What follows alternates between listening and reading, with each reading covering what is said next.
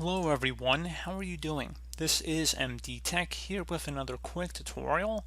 In today's tutorial, I'm going to show you guys how to change the lock screen wallpaper in Windows 10. So this should hopefully be a pretty straightforward tutorial, guys, and without further ado, let's go ahead and jump right into it.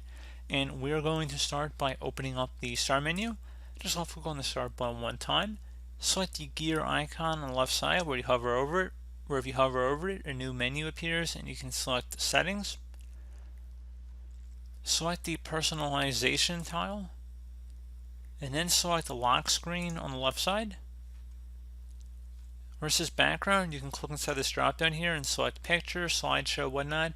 So let's just say picture, and then we're going to go, you can select one of the default pictures that are provided, or you can select this browse button and then you can pick your own picture. So let's say the one I have on my desktop. It should automatically update it. So then this would appear as the lock screen. So if you close out of here, right click on the Start button, and we're going to go ahead and sign out.